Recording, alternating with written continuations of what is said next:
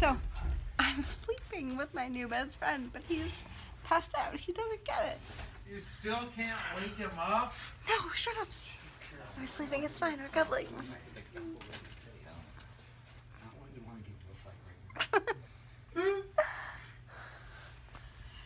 Wow. Man. I gotta go piss. Answer me this question. How old is he? 23. Okay, good. Yeah.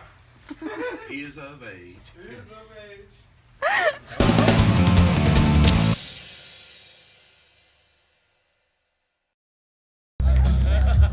Holy fuck, look at the assortment of talent on this panel up here. This is goddamn amazing. All right, I think the first thing we need to do here is all of these guys have stuff filming, it's showing this weekend. So I want to just go down the line. I want you all to tell me about what is showing this weekend that you have done and why everyone needs to see it. Bobby? I'm Stephen Biro, and I like call girls. Your mic's not working. Turn it on. I'm Stephen Biro, and I like call girls. I directed Bouquet of Guts and Gore, and I produced and wrote Bloodshot, which is premiering in its first uncut version tomorrow night at 12. So, fuck you. My name is Jessica Cameron, and I directed Mania, which is showing tonight at 10 o'clock, and I screened Truth or Dare at Days of the Dead prior. Sorry. How do we follow that? Mine was Paranormal Activity, the first one, because it was the first time I saw a movie that really made a lot of noise, that I thought was really effective, and that I remember not needing to be reliant on anything other than just an original concept. No celebrities, no stars, you know, very, very independent. So after seeing that, I was like, I can do this. I have good ideas. I want to not do found footage, but I want to do stuff. I think it was seeing Ingmar Bergman's Persona. It was such a big piece of shit that I knew that I could make a better film than that. And so now I've dedicated my life to making fun of Ingmar Bergman at every chance I get. Anytime I ask him a question, it's fucking dangerous. But with Bloodshot, it kind of feels like you almost are trying to put a bookend on the faux snuff thing, which has been so big in the last few years. Do you feel like you kind of put out the definitive word on that subgenre, or is that something that's going to keep going for years to come? Basically, it's. I think it's the end. I mean, I did torture porn, right? I mean, the whole. You watch it, the sawing of the limbs is the actual sexy part, and then during some of the scenes where it's like the eyeball scooping or razor blade, that's the pop shot. So, I mean, if anybody's gonna try and top it, you know, wish you the best. And with Bloodshot, that's where, I mean, it's a romance. It's a romantic story that really pushes boundaries. I mean, we've had people end up crying during showings, and that's just, oh. Now, so the next films in the Guinea Pig series are not, you know, pro-torture. Well, we are pro-torture here at other films, but, you know, they're more story-based, and the stories will envelop and flow through the whole series. Sorry, I just thought of a scene in my movie. But it's, I don't know, it's sort of rough. That's a good question, because that's a rough one, and I really can't, like, joke about, you know, killing my neighbor or anything like that. Why not? Okay, so I killed my neighbor. This is really cool. It was totally by accident. But yeah, no, so with Guinea Pig, I mean, we're trying to push boundaries, but we're doing it, trying to do it in good taste. Wait, If what? that makes sense. Yeah, no, I mean, look, okay, I've released, you know, with other films, I've released the Vomit Gore movies and like Philosophy of a Knife. And you can actually say the words good taste with a straight face. Yes, I did, didn't I? I did. You didn't see a smirk or anything. But yeah, because there's no vomit, no pee, no poo, no ejaculate. There's no rape. You know, good taste. That's Imagine that's where good taste is. That's the line, right? Yeah. So, Bodily fluids is where the line is. there you go. I like it. We, looking at this panel, the females are pretty well represented up here. Right? There's, Fucking A. Congrats, so, Days of the Dead. yeah, right? So this being Women in Horror Month, do you feel like horror is still kind of a boys' club, or do you feel that female filmmakers are starting to come into their own and starting to be viable in the Well, market? I think it's wrong to put it on the horror genre. I think the film world is a boys' club. I actually think that the horror world is probably the least of the boys' club out of all of the genres. By a landslide. Arguably, maybe reality TV has a higher quotient of producers, but that's pretty much it. So I think that we just sort of focus on that in the horror genre because it's the only genre that kind of gives women a voice. And I think that it's great that the horror genre is leading the way for women behind the camera as well as in front of the camera. And I think that that's what really makes it so much superior than other genres, is it really does give you the ability to be vocal and stand up and get that support, because the other genres just don't have that kind of support with it. But it is something that we're fighting. I think it's getting a lot better. I think the fact that, you know, Days of the Dead has 3 women on their fucking panel and these 2 women are fucking fantastic goes a really, really, really long way, and really, really shows that we are changing the way that people think and that women can make horror films. And I'm seeing, over the last 4 years since I've been making movies, I have seen a drastic decrease in the amount of people assuming that I'm not worth value because of my gender. And every day it continues to get better. Every time I do film summits, like the next round, like it's getting stronger and stronger, where people are like, oh, you're just a girl. Like, you're a girl, that's fucking awesome. You know, so it is changing, and I think it's people like those of us on this panel that are really paving the way. Yeah, get that a hand. Can I say something off the bat? Yeah, fucking go ahead. Okay, I mean, the horror genre is one of the only genres that basically directors can step out into the limelight. Comedy, drama, action, you don't hear anything about who directed it, much less man or woman. And with the horror genre, you know, the women are stepping up, they're stepping out, and it's a fucking awesome thing to see, because they're just as twisted as all of us motherfuckers. Maybe more. Maybe more. I've been married. Yes, more. I still am.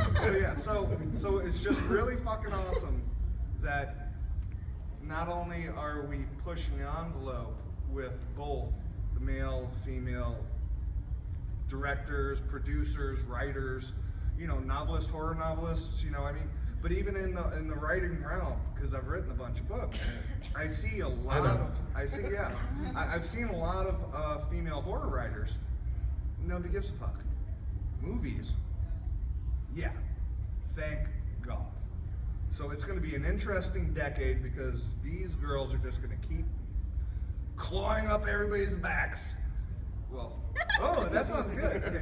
But you know, they're going to be clawing up, and they're going to be making a name for themselves, and the industry is going to be better and stronger because of it. Probably the last independent film that's going to be shot on film, and B, what the fuck were you thinking? It'll probably be the last one I shoot on film. Fair enough. The cameras are really cheap because nobody's using them. But just the film stock itself and the telecine transfer houses are just disappearing. I know Kodak's making a really big push right now, releasing a Super 8 millimeter camera, and they're starting to push Super 8 millimeter film. I don't think I'll shoot 35 again because it's just ridiculously expensive. But I haven't given up on 16 millimeter. I just love it. I love the way it looks. I love the grain, and it's just the process of it, and hearing the camera, and it's just like, that's what I've always wanted to do, was film. I didn't want to do digital. I never, as a kid, wanted to do what's available now. It's just, I love the sounds, the process, and I went to college for photography, so I'm just obsessed with that aspect of it. But you know, I don't think film is any better than digital or anything like that. It's just, you know, there's so many tools that a filmmaker has, and it's just part of the process that I really enjoy and means a lot to me. But it's probably a lot from my photography background. You know, sitting there trying to load 35 millimeter cylinders in a dark room, and yeah, it's just a love of it. Good deal. At this point, Do we really want to get Biro? Yeah, well, well, what the hell is really wrong with all of us? Because the filmmaking industry is actually so hardcore that 95% of all movies don't make their budget back. With that percentage in our heads right now, tell us why you would financially, desperately make a movie with that big a percentage of losing our asses. I studied fashion design with a minor in business and marketing, and I grew up the daughter of really, really hard-working boat manufacturing people, and they worked literally 18 hours a day. And from that, I learned that anything is possible, and if just because people are not doing something, it doesn't mean it can't be done, and it doesn't mean it cannot be done, right? I think that it's currently a very flawed system, and I think that right now we are in a very high influx of change, and it's kind of the wild, wild west for independent filmmaking because nobody really understands everything and how it's going to roll out, and it's just about trying to figure out your way. And I really feel strongly that if you're smart and calculated and understand business and marketing principles, both the old as well as the new, the importance of social media, network marketing, brand building, etc., that you can not only make a profit on your films, guaranteed, but you can actually make a very comfortable living and therefore pay your people a comfortable wage. I think we just are finding our way on how to do that. But I think if we have a really strong, dedicated filmmakers who are fighting to make that happen, I have no doubt that 2 years from now, we'll be able to tell you step by step, this is just what you do and how you do it. So. And tell them the things they should do. Yeah, well, there's so many things. I want to hear from the guy who shot a film, though, because he probably has a very different opinion. I don't think I give a shit. I think I've got to make art or I'll go insane. That's what I And that's all it is. And if I've got to shoot it with an iPhone, fine, but I've got to do it. And it's my therapy. And I understand the passion. I've talked to the majority of you in person and on my show. But I look behind me today and I see a lot of your friends, a lot of the people who have come to the show.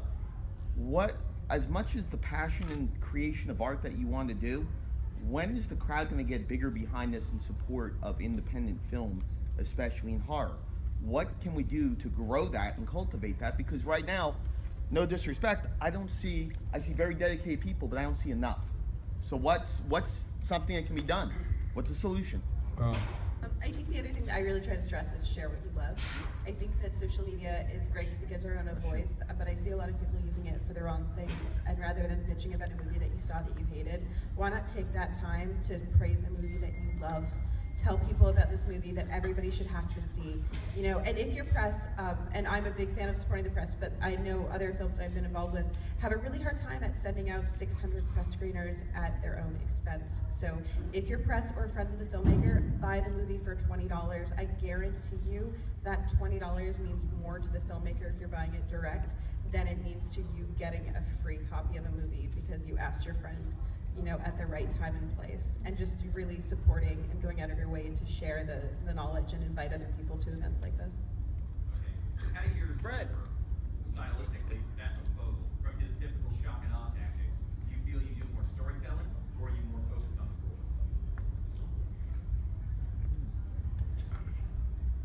gore? Oh, well, here we go. The focus is on the gore and the storytelling. I mean, the first one, Bouquet of Guts and Gore, just looks like it's just pure torture pornography for deviant motherfuckers to masturbate to. But if you look deep, and not many people catch it, is that that there's hidden secret storylines in it. And I had some guy hit me up, he was on acid, and he's like, I watched the movie and I figured it out. It's this and that, and and the family, and blah, blah, blah. I'm like, oh, dude, congratulations, you got it all. So the idea is for me, for me, okay, a really damn good fucking movie does not only have the story, but it has hidden meanings. And depending on how much pot you smoke or how much you drink or whatnot, you can catch 3 other different meanings. And if you can unlock every single aspect of that movie, it'll fucking blow you away. And that's what I'm trying to do. So it's totally different than August Underground. Fred, at the time, was a genius. August Undergrounds were based off the guinea pigs. I'm doing differently. I think people will explore the different theology and the different psychological meanings of visual interpretations and audio hallucinations that happens. Like with Bloodshot, we're actually using binary audio tracks. And a lot of people on the internet are using them to get high without getting any buzz. But they're using audio tracks to get high, feel like they're on coke, acid, peyote, blah, blah, blah. We actually have layers to freak people out. And we've had plenty of OCD people flip the fuck out. They're just like, oh my God, and it's like, ooh, that's a, ooh, that's a, oh. Okay, that's what we're trying to do. How was that again? All right, thank you. So with Fred, I mean, I really hope he makes something soon, fast, because you have all this talent just right here.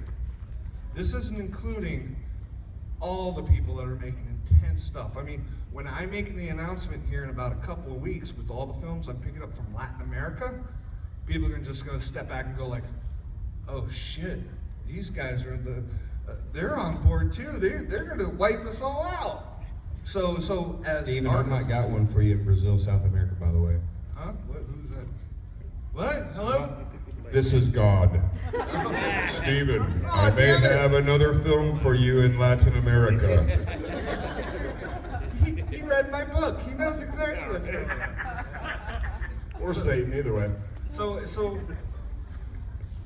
it's just going to be an interesting time because somehow all of us have to play with the viewers' minds. And that's what I'm really looking forward to as we move ahead. Because not only do you have the gore quotient, but you also got the story, the intent, and the meaning. And that's what I'm trying to do. Did that answer it, or did I just totally go off? A little bit of column A, a little bit of I column have. B. Yeah. Probably often have to go out and see investors or meet with investors. Just wondering if y'all have like investor stories. That's your stories. No. Okay, I'll go. I had a really powerful package that I got approved by a bunch of people who know way more than I do, and then I had a whole bunch of really legit meetings with really legit people who wanted to invest, and it was this whole huge process, and nothing came of it, and I ended up at a bar with a friend bitching about it at a very casual concept, and she was just like, what do you need? And I was like, I don't know, and I literally just threw a number out that I thought, because when you do that, you reevaluate. Like, well, I don't really need $150,000. I could do it for a lot less. So I threw a lower number out, and she was literally like, I got that. I trust you. Cash or check? And the answer is always cash. And that's how it happened. So, but it was funny because I'd done all this prep and I did everything that everyone always tells you to do. And everybody was like, oh wow, you did this so well. And then it still came down to at a bar with the right person at the right time who just responded to the material. I was in negotiations. Okay, I wrote a screenplay called Drunken Master Vampire Priest. It was about $1 million budget. We were going with another company. They went out of business. I sold the rights to another company. I made good option money. They went out of business. I wrote Society 2 for Brian Yuzna for another company. They went out of business. Option came back, blah, blah, blah, blah, blah. I was actually in selling Hallucination, my book. Okay, $25 million budget. Got some option money, but they quit. Then I was in talks with HBO for Hallucination, Dialogue with the Devil, and Satan Reborn. That went for 6 months. Nothing fucking happened. But damn it, that phone, you're just sitting there waiting. You're like, because you just want that money. Because, you know, because then it's like, here, whatever, just make whatever. I don't care, you know, I'll change whatever you need. The hardest part is what you need to find as filmmakers. You need to find a unicorn. Unicorn is somebody who has money to blow, they need the tax write-off, and they will just give it to you because 95% movies don't make their money back, so it's just tax write-off. But what you need to find is the golden unicorn, who she's willing to not only lose money on one film, but like 10 films, and they don't give a fuck, and they like you, and they're like, so, look for the golden unicorn. That's a word of life advice. Always look for the golden unicorn. Anyone else want to respond to that one? I had another thought, and that was just also find out what everybody wants something that's not money. So if you can find out what they want that's not money and give that to them, a lot of the times they will be very lenient with how long it takes for you to repay them back, or if they want to reinvest. If they're getting that other need of theirs fulfilled, whether it be attention, credit, going to set and feeling, whatever the fuck it is, find what that is and give it to them in an abundance in hopes that they let you keep the dollars. Amazing. Who are some of the great actors that are working in independent horror right now that you think really should be paid attention to? Start over here and work our way this way. No ass kissing. None. Pee Wee Herman, because you can't really bust a guy for masturbating in a porno theater where that's what's supposed to happen. And I saw him in Buffy. And John Lovett. As the devil? Come on. I've been recently enamored with a bunch of redheads. Ariel Brockfeld, Tara Cardinal, and Daniel Ings, right?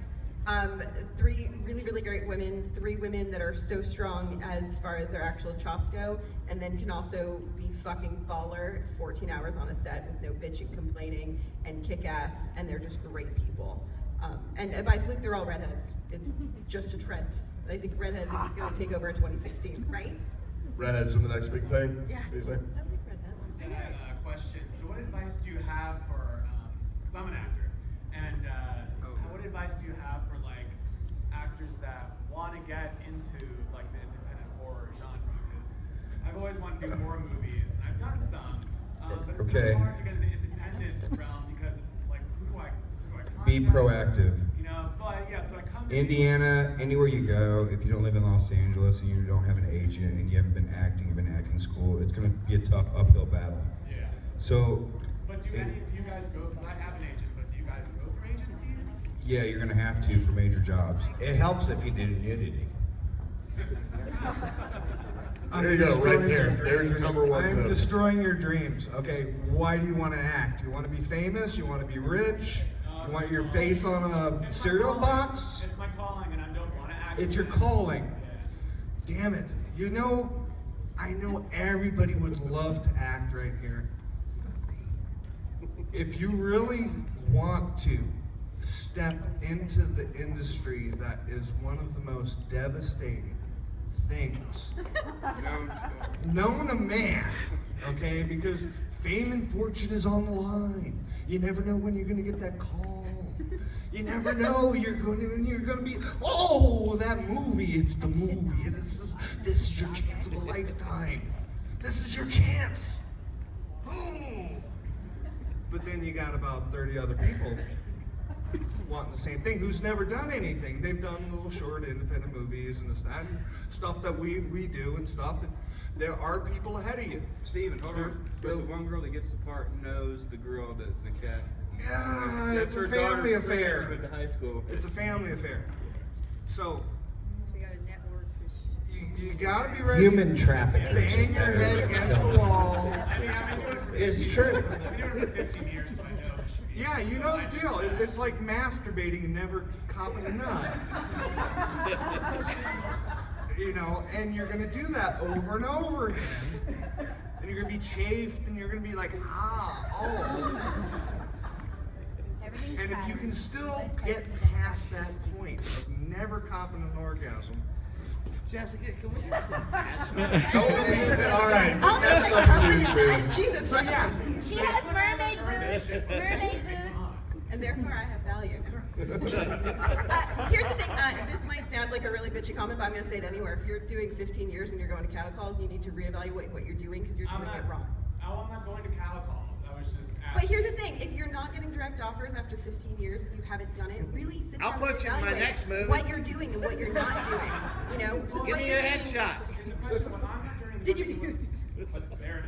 It's not, but it's not about them. You have to do anything and everything, and once you see the tides turning, you're gonna know it. But you have to just keep doing it until everybody else sees the value in you. You know, he asked a headshot. Did you bring them? I hope you did, because you're an actor in brought this a crowd headshot, talking put to a you in bunch of my next filmmakers, and you didn't bring your headshot. That's step number one. I have about 10 headshots and 10 demo reels. Hey, actually, what's your name, buddy? There you go. Michael Daly. Stand up and take your hat off and say it loudly.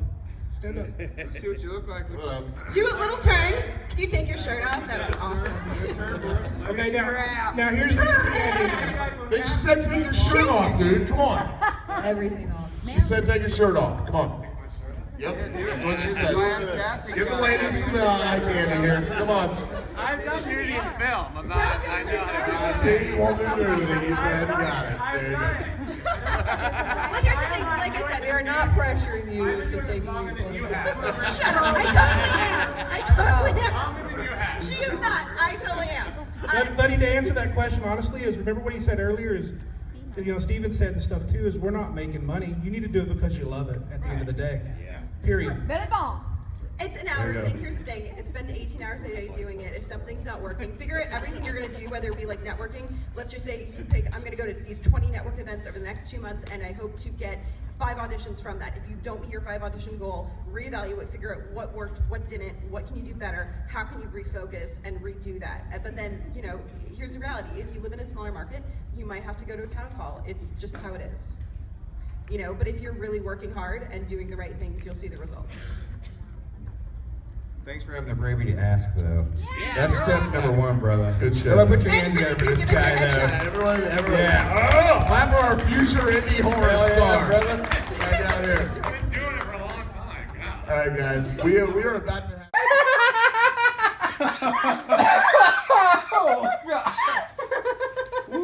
Calm down, calm Did down. that just? Oh, she's goodbye.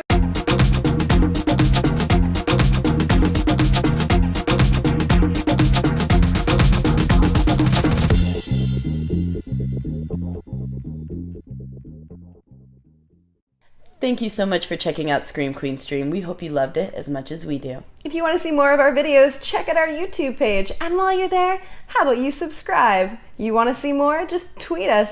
Find us on Facebook. Join in on the fun.